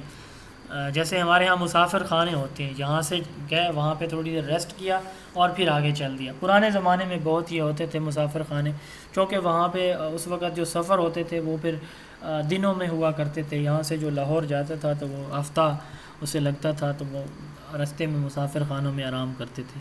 تو تھیلمس اسی طرح ہماری باڈی کا ریلے سینٹر ہے. انفارمیشن آتی ہے یہاں پہ, انفارمیشن جو ہے وہ ساری انفارمیشن اکٹھی ہوتی ہے, پھر آگے جاتی ہے, پھر برین سے واپس آتی ہے اور یہاں سے پھر آگے چلتی ہے. تو ہائپوتھیلمس اس کا جو لاسٹ پارٹ ہے, یہ کنٹرول کرتا ہے ہمارے آٹونومک سسٹم کو. اس کا hunger, thirst, sleep, sexual responses اور اس کے ساتھ ساتھ body temperature, blood pressure, emotion, hormones کی سیکریشن, یہ ہائپوتھیلمس کنٹرول کرتا ہے. لمبک سسٹم یہ سینٹر آف ایموشن یا لرننگ ہے, میموری اور لرننگ ہوتا ہے. یعنی ہماری جو ایموشنز جتنی بھی ہوتی ہیں, یعنی ایموشن میں ہم نے پڑھا تھا کہ لمبک سسٹم ان کو کنٹرول کر رہا ہوتا ہے. پیچوٹری گلینڈ یہ ہماری باڈی کا ماسٹر گلینڈ ہے. یہ اینڈوکرائن سسٹم جو ہم نے غدود کی بات کی, گلینڈز کی بات کی, ہارمونز کی, تو ان کا جو ماسٹر ہے اس کو پیچوٹری گلینڈ کہا جاتا ہے. یہ بھی ہمارے برین میں ہوتا ہے, مٹر کے سائز کا جتنا اس کا سائز ہوتا ہے. اس کے بعد دوسرا حصہ برین کا ہے mid brain, mesencephalon. The second area of the brain is midbrain which lies on the top of the brain stem. Brain stem کہا جاتا ہے ہائنڈ برین کو, تو یہ برین stem جو ہے اس کے اوپر ہوتا ہے mid brain. The midbrain is involved in auditory and visual processing, یعنی جو ہماری سننے کے بعد اور دیکھنے کے بعد جو پروسیسنگ ہوتی ہے, یعنی کہ یہ کیا چیز ہے, کس کی آواز ہے, کیا پوچھا گیا ہے, کیا بتایا گیا آواز میں یا پکچرز میں, سین میں, ویو میں, تو یہ کنٹرول کر رہا ہوتا ہے ہمارا مڈ برین. اس کے بعد ہے hind brain, rhombencephalon. The hind brain is located at the back of the head. یہ میں نے آپ کو دکھایا ہے کہ بالکل بیک پہ موجود ہوتا ہے. It looks like an extension of the spinal cord. جو نیچے اسپائنل کارڈ ایک نالی سی ہے اس کی ایکسٹینشن, ابھرا ہوا حصہ لگتا ہے. اٹ کنٹین, اس کے بھی تین حصے ہوتے ہیں, جیسے سیریبرم, تھیلیمس اور ہائپوتھیلمس فور برین کے ہیں, تو اس کے بھی تین حصے ہیں, میڈولا اوبلانگیٹا, پونز اینڈ سیریبلم. ان کو کلیکٹیولی تینوں کو برین سٹیم کہا جاتا ہے. اس کا کام کیا ہوتا ہے؟ جو ہمارے انوالنٹری ایکشنز ہوتے ہیں, فنکشنز ہوتے ہیں جو کہ ہمیں جیسے ہماری ہارٹ بیٹ ہے, بریدنگ ہے, یہ انوالنٹری ہیں. ہم سو رہے ہوتے ہیں لیکن یہ پھر بھی کام کر رہے ہوتے ہیں, تو یہ برین سٹیم ان کو کنٹرول کرتا ہے. اب ہیں برین کے کچھ پرابلم. سب سے پہلے لیزننگ ہے, destroying a piece of brain, brain کے کسی حصے کا ڈیمیج ہو جانا لیزننگ کہلاتا ہے. میننجائٹس, یہ کمر توڑ بخار بھی اس کو کہا جاتا ہے. یہ ہماری جو میمبرینز ہیں دماغ کی, تو ان میں جب انفلیمیشن ہوتی ہے, ان میں سوزش ہو جاتی ہے, انفلیمیشن ہو جاتی ہے, تو اس کا پھر پریشر پڑتا ہے ہمارے دماغ کے اوپر, تو پھر سر درد اور بخار جو ہے وہ اس کی کیفیت محسوس ہوتی ہے. Increase in pressure cause by the inflammation of the meningitis can damage the brain and spinal cord. اس کے بعد ہے سیپٹیسیما. آکسیجن کی سپلائی یا نیوٹرینٹس کی سپلائی جب ہمارے برین کو کم ہو جاتی ہے تو ہمارا برین پرماننٹلی ڈیمیج ہو جاتا ہے، جس کو ہم سیپٹیسیما کہتے ہیں. اس کے بعد ہے computer tomography, C T scan جسے ہم کہتے ہیں. تو میگنیٹک ریزوننس یا M R I, magnetic resonance imaging, یہ ایم سی کیوز میں یہ پوچھا جا سکتا ہے. C T scan stand for, M R I stand for. تو یہ computer tomography, C T scan یا magnetic resonance imaging, M R I, یہ برین اسٹرکچر کو انالائز کرنے کے لیے یوز کیے جاتے ہیں. میرے بھائی کا لاسٹ منتھ ایکسیڈنٹ ہوا تھا تو ہم نے بھی کرائی تھی، اور میں نے دیکھا تھا کہ یہ بال کے برابر بھی اگر کوئی برین میں کوئی تھوڑا سا ڈیمیج ہو تو سی ٹی اسکین میں وہ بھی نظر آ جاتا ہے، مطلب بال کی باریکی جتنا بھی کوئی مسئلہ ہو. تو electric stimulation of brain, E S B, ہم دماغ کے اندر چھوٹے چھوٹے بہت ہی کمزور لیول کی الیکٹریکل کرنٹ یا سگنل بھیجتے ہیں تاکہ برین کا جو کوئی حصہ ہے وہ اسٹیمولیٹ ہو، کام کرے. تو اس کو ای ایس بی کہا جاتا ہے، الیکٹرک اسٹیمولیشن آف برین. اس کے بعد ہے الیکٹروسیفیلوگراف، ای سی جی. یہ ڈیوائس ہوتا ہے جو کہ برین کے اندر جو الیکٹریکل ایکٹیویٹی ہے، جو سگنلز ہوتے ہیں ان کو مانیٹر کرتا ہے کہ کس طرح کے وہ چل رہے ہیں، الیکٹروڈز کی شکل میں کی مدد سے. اس کے بعد ہے transcranial magnetic stimulation, T M S. Brain کے کسی ایک حصے کو اس کی ایکٹیویٹی کو انکریز یا ڈیکریز کرنے کی ایک ٹیکنیک ہے، اس کو ٹرانسکرینیل میگنیٹک اسٹیمولیشن کہا جاتا ہے. یعنی جیسے ہم نے 4 لوبز پڑھی یا 4 مڈ ہینڈ برین پڑھا تو اس کے آگے اسٹرکچر ہے، تو کسی ایک حصے کی جو فنکشننگ ہے اس کو انکریز یا ڈیکریز کرنے کے کا جو ٹیکنیک ہے اس کو ٹرانسکرینیل میگنیٹک اسٹیمولیشن کہا جاتا ہے. کارپس کلوسٹومی اور سپلٹ برین سرجری، یہ ہم نے پچھلی سلائیڈ میں دیکھا ہے کہ کارپس کلیسم، یہ ہمارا جو رائٹ اور لیفٹ ہیمسفیئر میں اگر کوئی کسی وجہ سے کوئی ایشو بن جاتا ہے تو درمیان سے اس کو کٹ کر دیا جاتا ہے. یعنی اگر ایک حصے میں ایشو ہے تو دوسرے میں نہ شروع ہو جائے. تو چونکہ ان دونوں حصوں کا کنیکشن کس کی وجہ سے ہوتا ہے؟ کارپس کلیسم کی وجہ سے. تو کارپس کلیسم کو یہاں سے کٹ کر دیا جاتا ہے، اسی کو کہتے ہیں سپلٹ برین سرجری یا corpus callosotomy. Performed in patient having uncontrolled form of epilepsy, یہ مرگی کے دورے جنہیں لگتے ہیں.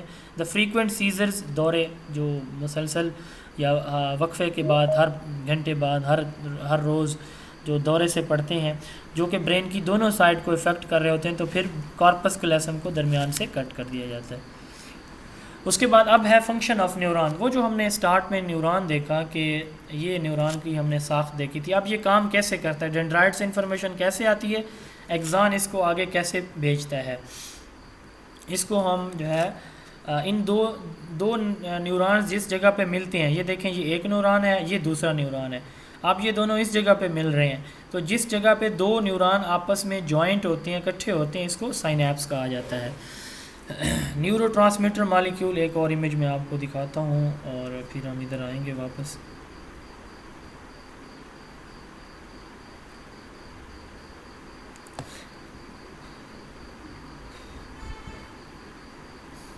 آواز میری کلیئر ہے سب کو؟ جی سر، بڑا مزہ آ رہا ہے آج. اچھا چلیں، اللہ کرے. والے فیلنگز آ رہی ہیں. چلیں یہ ٹاپک ہی ایسا ہے اصل میں. تو ایک سیکنڈ، اتنا لگا تو نہیں ہے لیکن آج لیکچر بہت اچھا لگ رہا ہے. اچھا چلیں، اچھی بات ہے. آج میں سمجھا بھی ایسے رہا ہوں جیسے جو ایڈگر ڈیل کے تھے 3 پرنسپل جو تھے، اس میں تیسرا پرنسپل یہ تھا کہ جب بھی آپ پڑھا رہے ہوں تو آپ یہ سمجھ لیں کہ آپ اگلے کو 0 سے سٹارٹ کرا رہے ہیں، یعنی اگلے کو کچھ بھی نہیں پتہ. بہرحال آپ لوگوں کو یقیناً مجھ سے زیادہ پتہ ہے، لیکن ان کا پرنسپل ہے. اچھا، یہ تصویر نظر آ رہی ہے آپ کو؟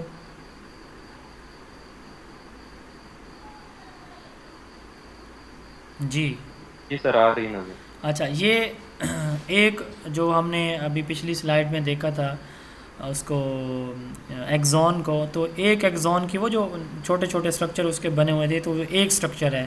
یہاں سے آپ دیکھ لیں یا یہاں سے دیکھ لیں تو چھوٹے چھوٹے مالیکیول ہوتے ہیں. یہ دیکھیں دانے دار ساختیں ہوتی ہیں.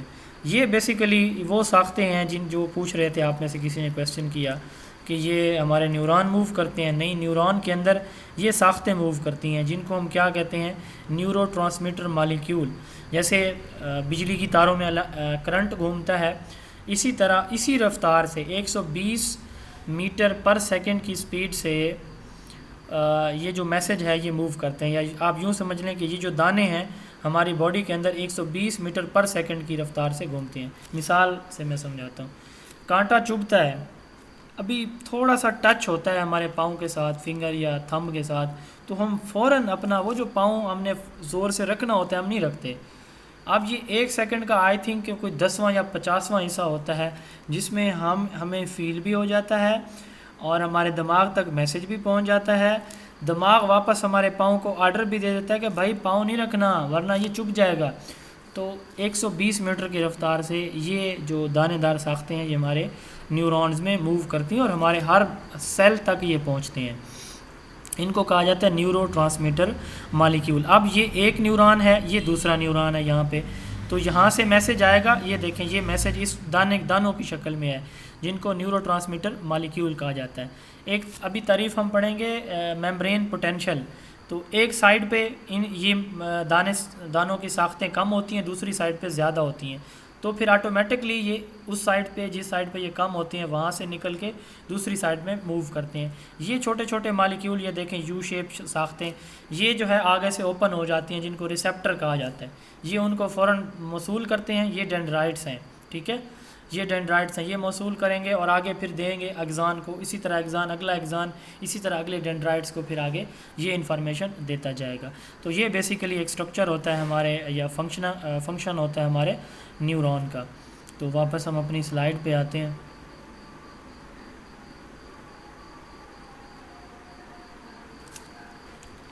Neurotransmitter terminal knob like structure on neurons at synapse which secrete chemical. وہ جو نوب لائک اسٹرکچر ہیں ان کو کیا کہا جاتا ہے، نیورو ٹرانسمیٹر کہا جاتا ہے. Antagonist chemical that oppose the action of neuro transmitter, وہ کیمیکل جو نیورو ٹرانسمیٹر کو آگے منتقل نہیں ہونے دیتے، یہ اس کو اینٹاگونسٹ کہا جاتا ہے. یہ ہمارے جن بیچاروں کا دماغ کا کوئی مسئلہ ہوتا ہے وہ دھوپ میں سوئے ہوتے ہیں، اکثر آپ نے دیکھا ہے کہ جن کو مینٹلی ڈسٹرب ہوتے ہیں تو وہ دھوپ میں بھی سوئے ہوتے ہیں، ان کو کوئی پرواہ نہیں ہوتی. تو بیسیکلی اب ان کو میسج آ رہا ہوتا ہے لیکن وہ میسج کون روک رہا ہوتا ہے، یہ اینٹاگونسٹ جو ہوتے ہیں. یا سم ٹائم ان نیسیسری میسج جب جا رہا ہوتا ہے تو اس کو بھی اینٹاگونسٹ روکتے ہیں. ایکشن پوٹینشیل یہ میمبرین کا جیسے میں نے بتایا کہ ایک سائڈ پہ یہ نیورو ٹرانسمیٹر زیادہ ہوں گے، دوسری سائڈ پہ کم ہوتے ہیں، تو پھر کیا ہوتا ہے کہ یہ اس سائڈ پہ موو کرتے ہیں جہاں پہ یہ کم ہوتے ہیں. آپ کے پاس 2 کپڑے ہیں، ایک گیلا ہے ایک خشک ہے، آپ دونوں کپڑوں کو ملاتے ہیں ساتھ، آپ نے اس کو نچوڑا نہیں ہے، آپ ایسے ساتھ ملاتے ہیں تو پانی خشک والے پہ فوراً چلا جاتا ہے.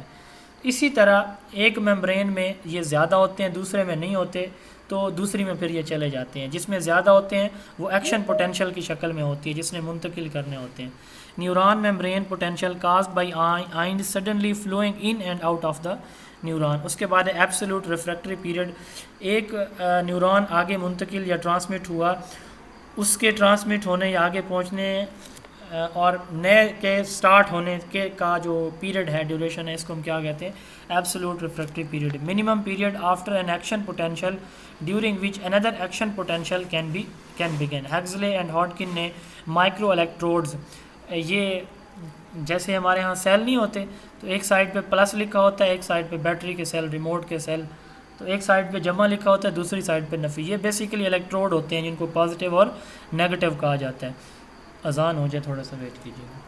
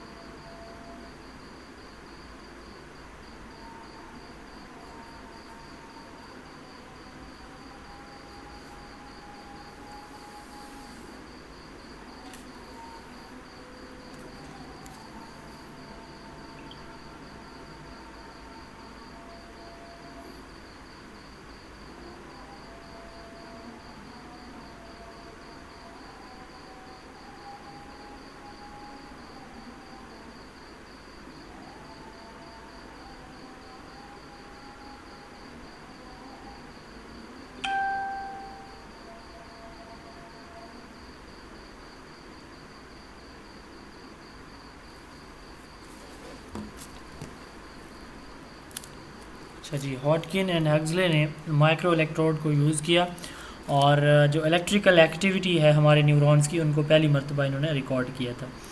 اب ایک اور نیا ٹاپک سٹارٹ ہونے والا ہے، کروموسومز. میرے بال جو ہے وہ اسٹریٹ ہیں کیونکہ میرے ابو کے بال اسٹریٹ تھے. میرا کلر کمپلیکشن فیئر ہے، گندمی ہے. میرے ابو کا گندمی تھا، امی کا گندمی تھا.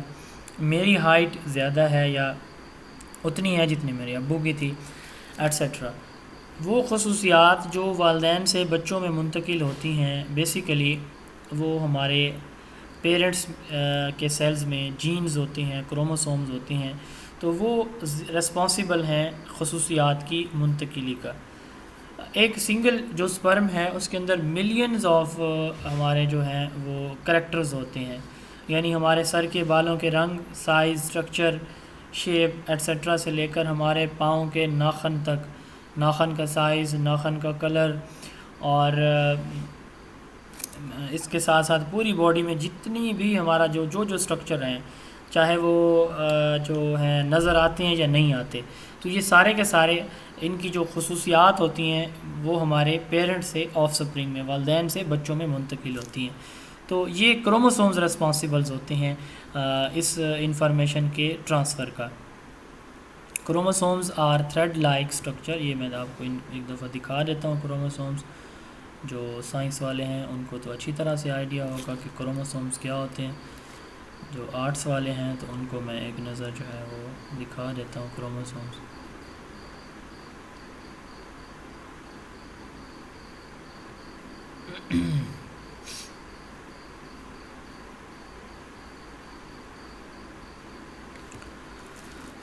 یہ کروموسومز ہیں، اس طرح کا ان کا اسٹرکچر ہوتا ہے.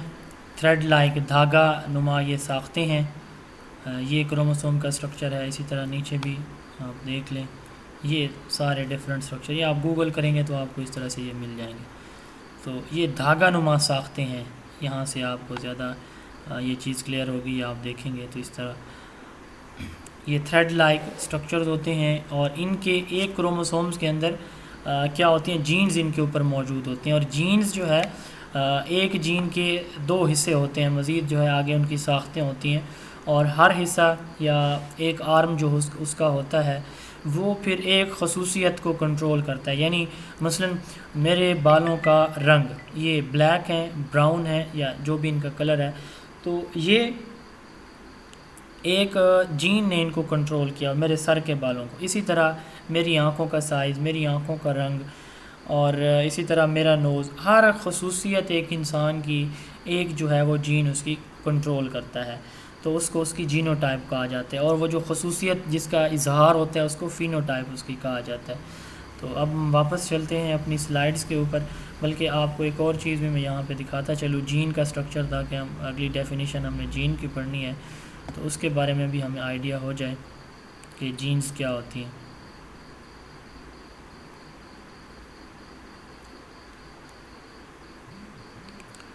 یہ کروموسوم تھا جو ہم نے ابھی پڑھا ہے، ٹھیک ہے. اب اس کروموسومز کے اندر یہ جو ہے یہ کس چیز سے مل کے بنا ہوتا ہے، جین سے مل کے بنا ہوتا ہے، ٹھیک ہے. یہ ایک جین ہوتی ہے. تو جیسے میں نے بتایا یہ ویسے بہت کمپلیکس چیز ہے، بس آپ نے اتنا یاد رکھنا ہے کہ کروموسومز ہماری خصوصیات کی منتقلی کے ریسپانسیبل ہوتے ہیں. ہر کروموسومز کے اوپر یہ کیا ہوتی ہیں، جینز ہوتی ہیں، اور ایک جین ایک خصوصیت کو کنٹرول کرتی ہے، کسی ایک اسپیسیفک خصوصیت کو. یہ ڈی این اے اور آر این اے سے مل کر بنے ہوتے ہیں. ڈی این اے جو ہے ڈی آکسی رائبو نیوکلک ایسڈ ہوتا ہے، اور R N A رائبو nucleic acid ہوتا ہے. بس آپ نے اتنے ہی ان کا رٹا لگا لینا یا یاد کر لینا جیسے ہو جائیں ایزیلی. باقی ڈیٹیل میں جانے کی ضرورت نہیں ہے، اتنا ہی امتحان میں پوچھا جاتا ہے. جی تو ہم بات کر رہے تھے کروموسومز کی. Chromosomes are thread like structure located in side the nucleus.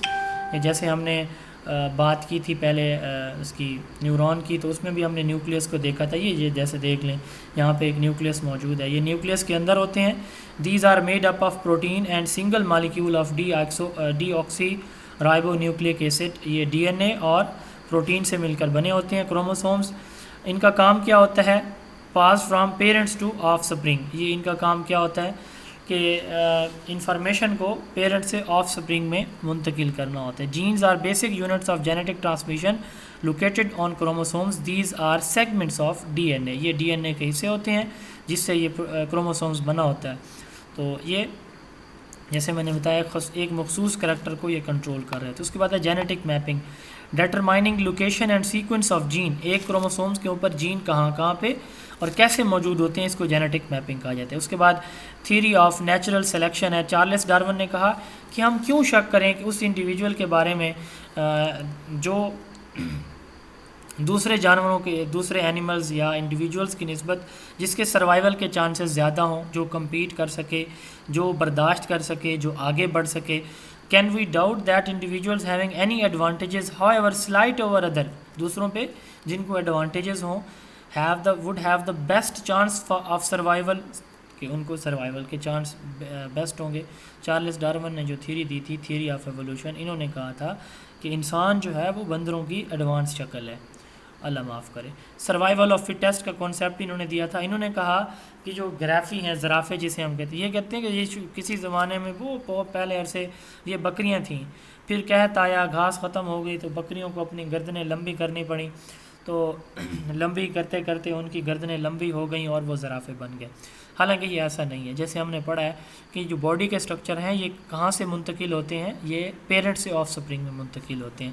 تو اس کے اگینسٹ جو ہے ایک تھیورسٹ اور آئے، رابرٹ پولمین. انہوں نے کہا کہ genetic influence are substantial but environmental influences are important too. Charles Darwin نے کہا کہ ہر چیز ہے انوائرمنٹ، تو انہوں نے کہا نہیں، بلکہ جینیٹک سے کے ساتھ ساتھ جو انوائرمنٹل کے ساتھ ساتھ جینیٹک انفلوئنسز بھی ہوتے ہیں.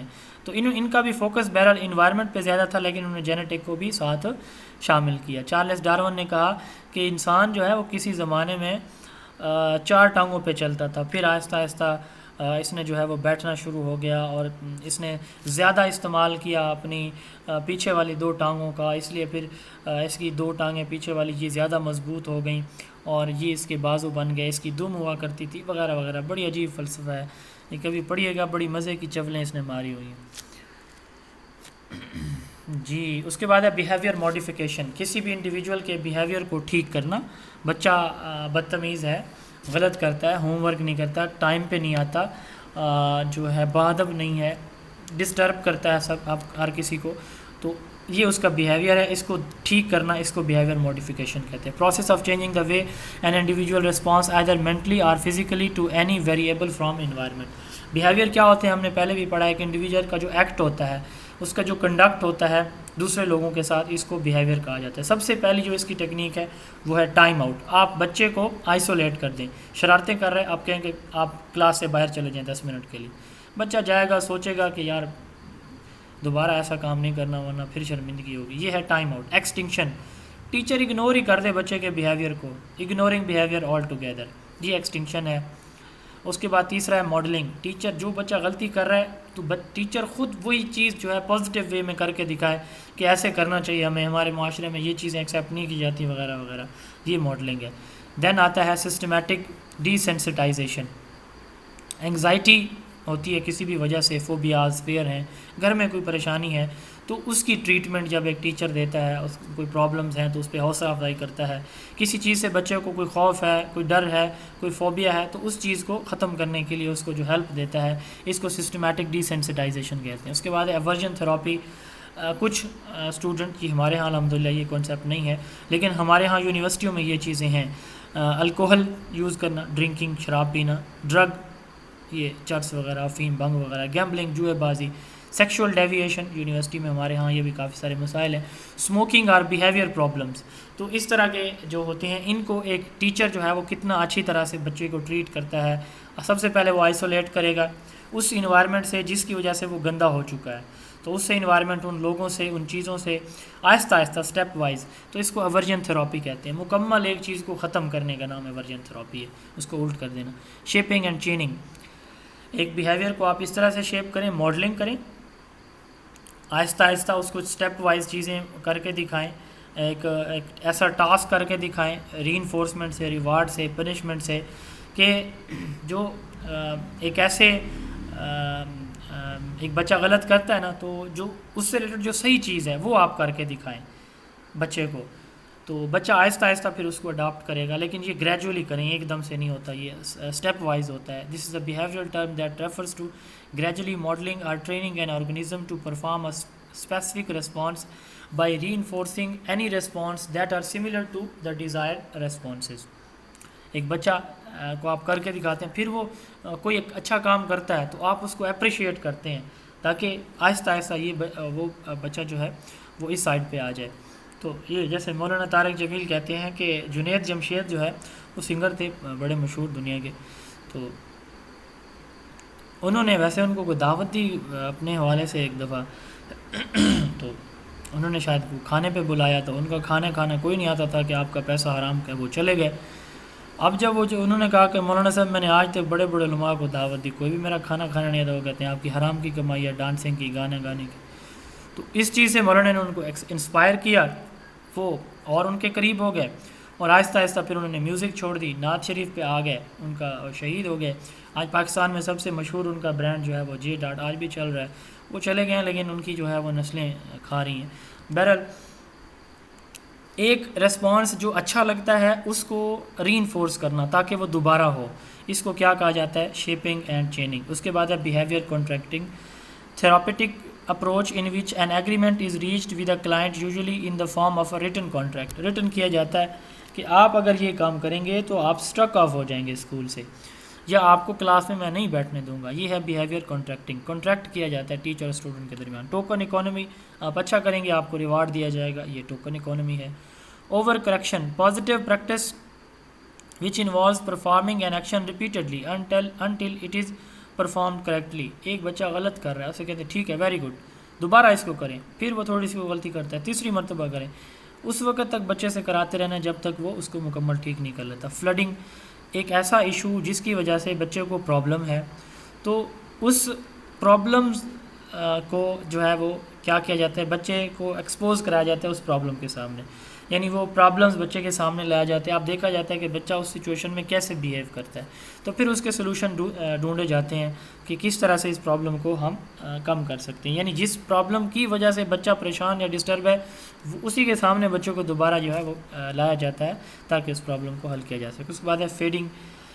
Trainer gradually with draw the prompt. Prompt کس کو کہتے ہیں؟ بچہ جواب دے رہے آپ ساتھ اس کو کہہ رہے ہیں ہاں ویری گڈ ویری گڈ، اچھا یہاں سے آگے کیسے ہوگا، ایسے، شاباش ویری گڈ، اس کو کہتے ہیں پرومپٹ. تو فیڈنگ جو ہے ایک ٹرینر جو ہے جب آہستہ آہستہ یہ پرومپٹ جو ہے وہ دینا یا گیس دینا ختم کرتا ہے تو اس کو فیڈنگ کہا جاتا ہے. دین لاسٹ ون ہے اس کے بیہیویئر موڈیفیکیشن ٹیکنیک ہے بایو فیڈ بیک.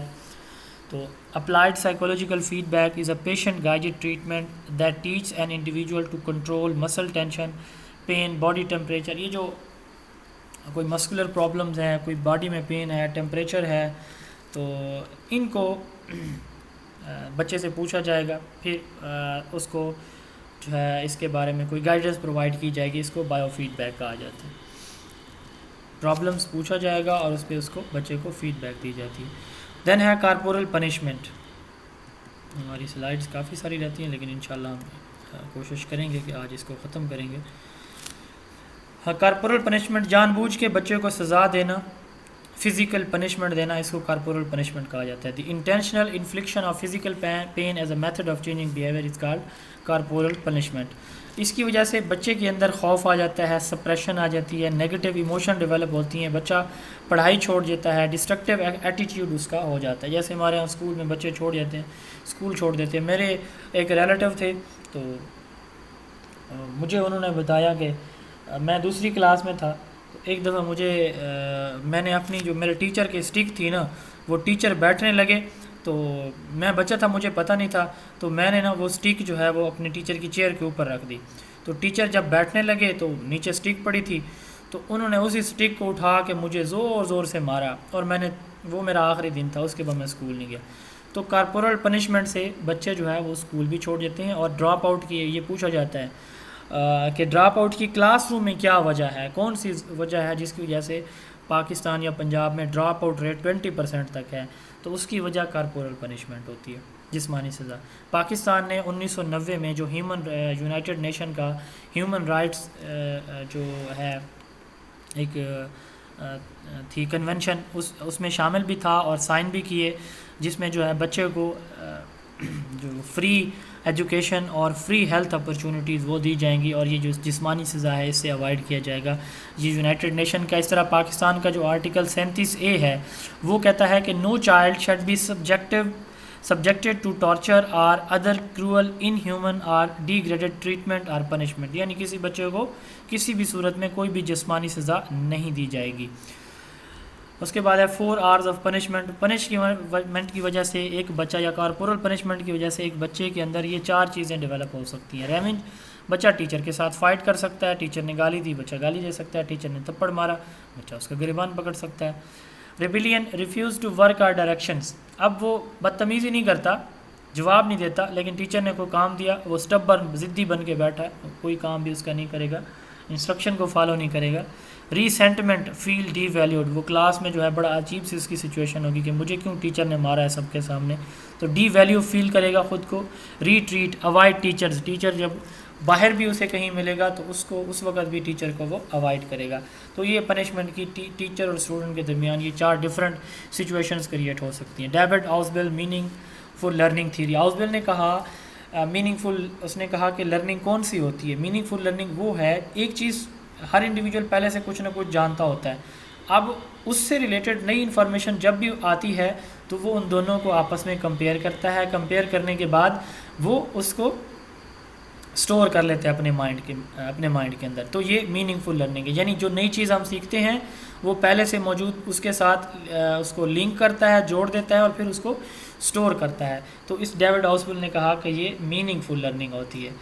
اس کے بعد ہے annual gauge, cognitive theory of teaching. Annual gauge نے کہا کہ انہوں نے ایک سے زیادہ کافی ساری جو ہے انہوں نے کہا کہ ڈفرینٹ تھیریز ہو سکتی ہیں، کوئی ایک اسپیسیفک تھیری نہیں ہے ٹیچنگ کی، کگنیٹو ٹیچنگ کی، تو انہوں نے 4 ڈفرینٹ ویز بتایا۔ Type of teacher activity, teacher کس طرح کی ایکٹیویٹیز کروانا چاہ رہا ہے۔ ٹائپ آف ایجوکیشنل آبجیکٹیوز، کون سے آبجیکٹیوز کون سے ہیں۔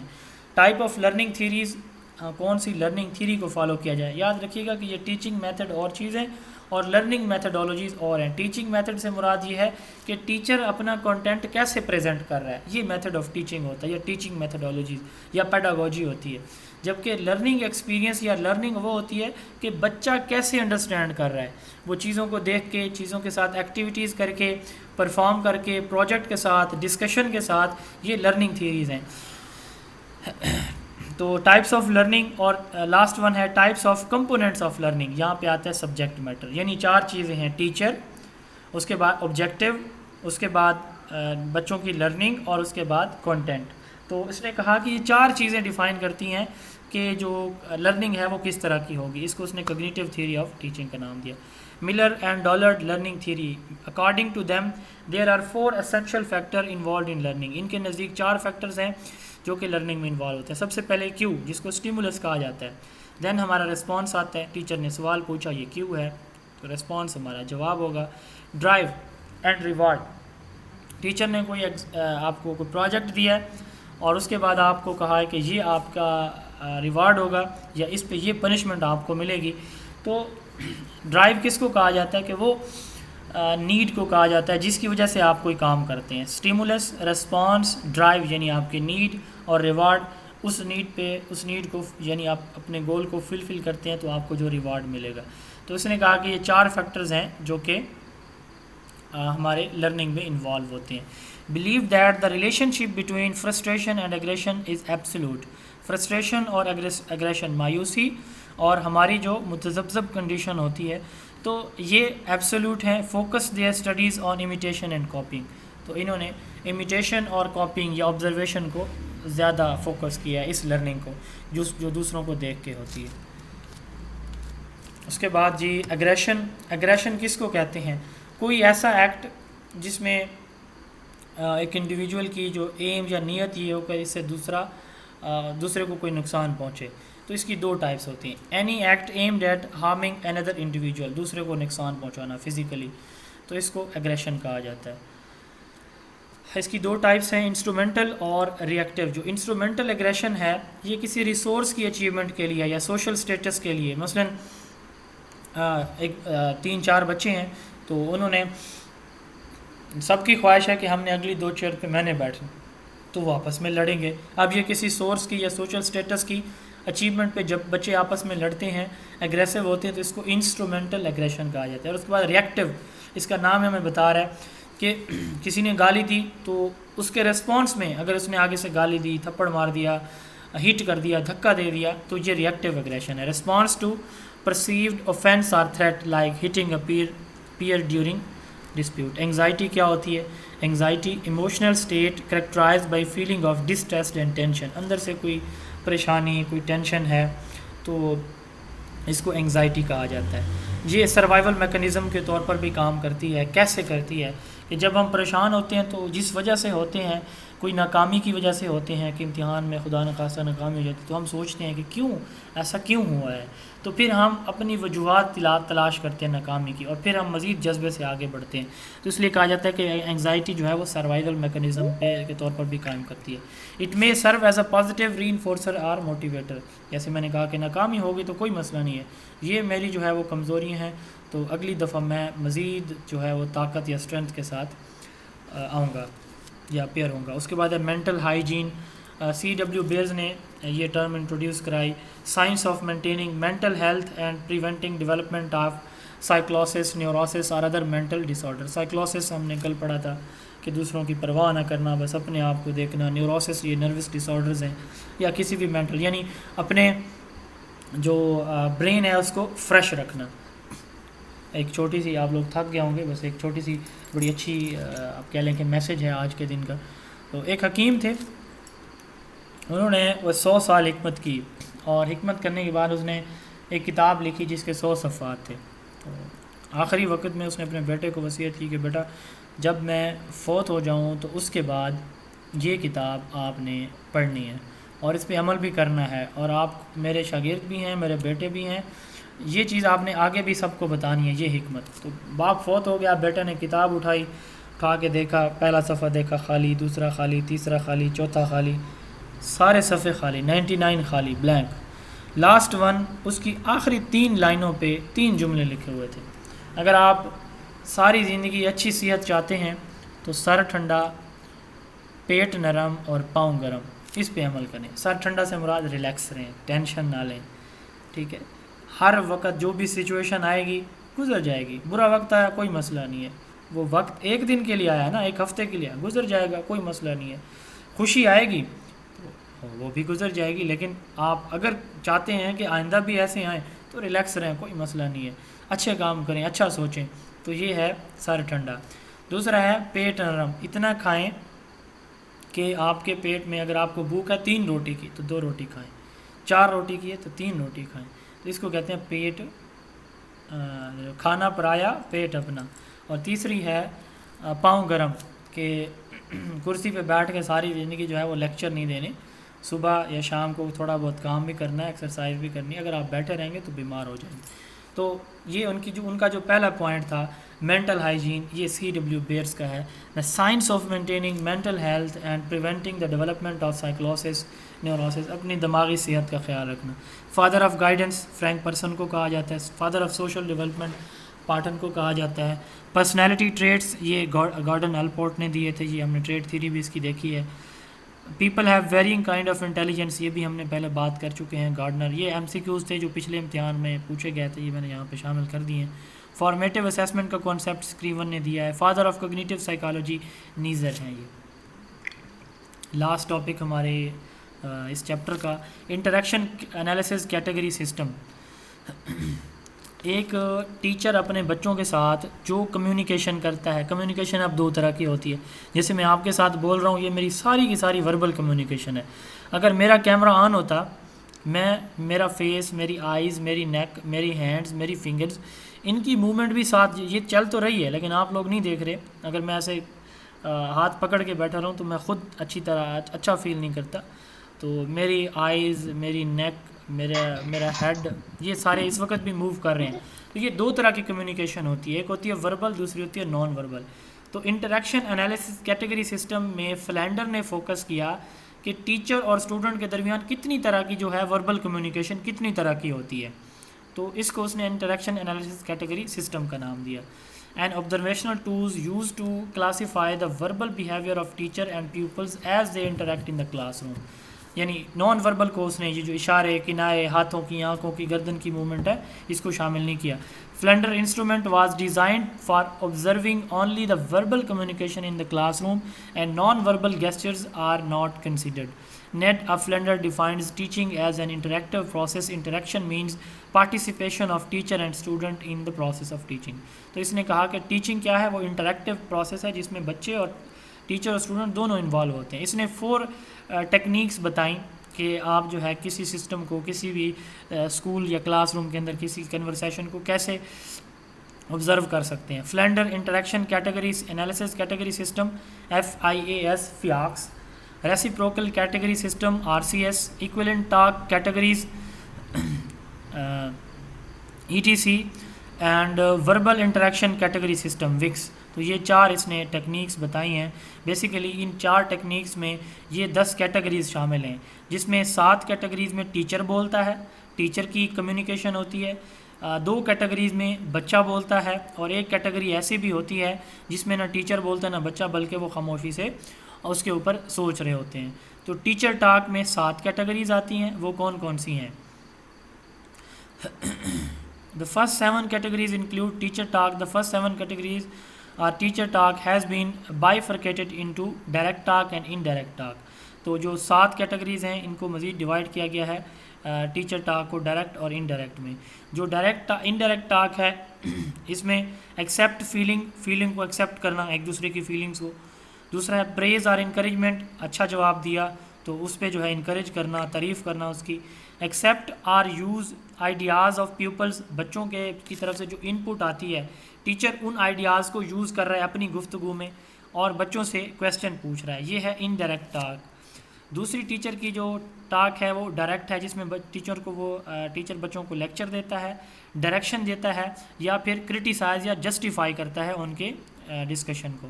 یہ ڈائریکٹ ٹاک ہے, یعنی یہ ٹیچر سینٹرڈ ہے, لیکچر, ڈائریکشن یا کرٹیسائزنگ. اور انڈائریکٹ جو ہے یہ اب بچوں کی فیلنگ کو ایکسیپٹ کرنا, پریز, ان کی کویسچن پوچھا یا ڈائریکشن دی, اس پہ انہوں نے عمل کیا تو اس کو انکریج کرنا, ان کے آئیڈیاز کو ایکسیپٹ اور یوز کرنا اپنی گفتگو میں اور ان سے سوال پوچھنا, یہ انڈائریکٹ ٹاک ہے.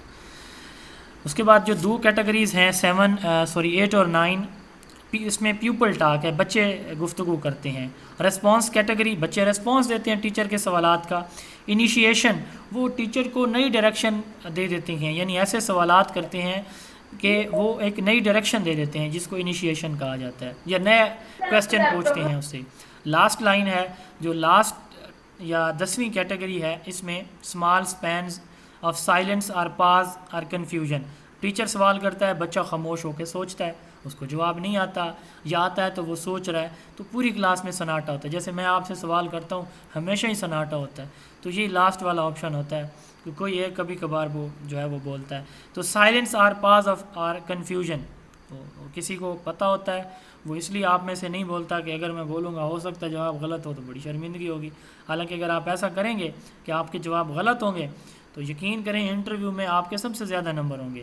جہاں آپ شرم کریں گے 20 لوگوں کے سامنے یا 50 لوگوں کے سامنے, میں یہاں بولوں گا یا بولوں گی تو ہو سکتا ہے کہ میری بات سے جو ہے وہ باقی لوگ ہنسیں. یقین کریں اگر لوگ آپ کی بات سے ہنسیں گے تو آپ کو بہت فائدہ. اگر آپ کو یہ ڈر رہا کہ یار پتہ نہیں میرا جواب درست ہوگا کہ نہیں ہوگا, تو پھر جو ہے انٹرویو ٹائم بڑا اوکھا ہوتا ہے بندہ یا بندی. تو سائلنس اور پاز اور کنفیوژن, یہ لاسٹ ہماری لائن تھی.